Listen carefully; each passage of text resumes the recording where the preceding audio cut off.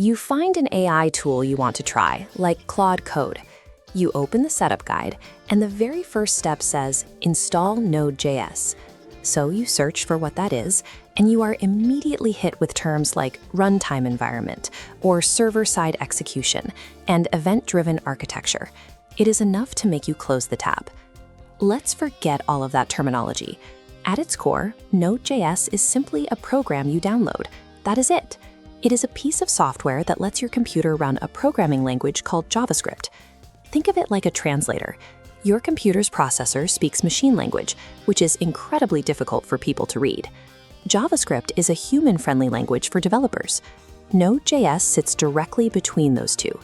When you run a tool built with JavaScript, Node.js intercepts those instructions, translates them in real time, and turns them into a format your computer's hardware actually understands.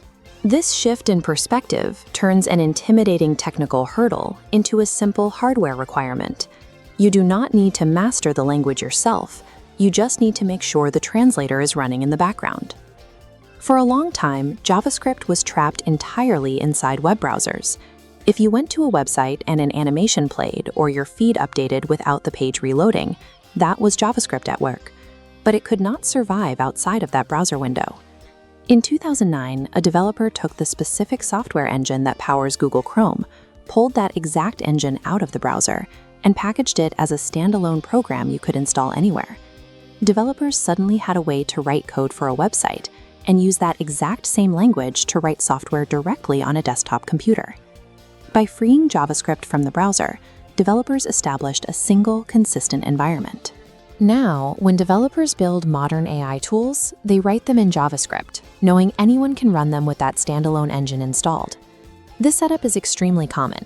When you install an AI coding assistant or a local video rendering tool, Node.js is the engine actually running those applications right on your personal desktop. It scales up smoothly, too. Global companies like Netflix, Uber, and LinkedIn use this exact same technology to process thousands of simultaneous user connections across their massive server networks today. On the other end of the spectrum, a solo business owner can use it to run simple automated scripts that organize files or process daily data sheets. Because it works consistently for a solo entrepreneur's laptop and a global streaming service, it became the default standard. If you want to use newly developed software today, you will encounter this technology. Getting these tools running requires following a specific order. You cannot frame the walls of a house before you pour the concrete foundation, and software installation works the same way. This vertical stack starts with the terminal.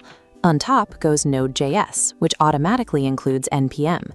NPM acts as a conduit, gathering files required to build the final AI tool on top. Skip the Node.js layer, and the upper structures lose their foundation and collapse.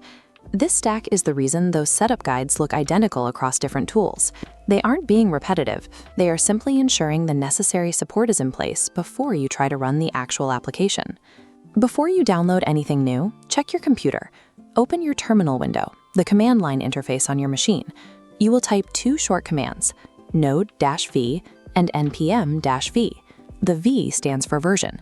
Asking for the version tells your computer to check if those foundation layers already exist. This graphic shows what a successful check looks like. If you type the command and see a numerical value like v20.11.0 print out on the next line, your system is fully prepared for the next step. If instead your terminal returns an error saying command not found, the software is missing from your system entirely. Taking 10 seconds to run this check saves you time. It clearly tells you exactly where you stand in the dependency chain, so you do not accidentally try to install something you already have. If you do need to install it, go directly to nodejs.org. You will see a couple of download options, but you want to select the LTS version rather than the current experimental build. LTS stands for long-term support. That is the highly stable, tested version that developers build their AI tools to work with. From there, you just run the installer file. There is no complicated configuration required. You simply follow the standard sequence of prompts, clicking through until it finishes. The sequence is straightforward. Verify your system in the terminal, pour the Node.js foundation if it is missing, and then proceed directly to downloading the software you actually want to use. Technical jargon will often mask very simple prerequisites.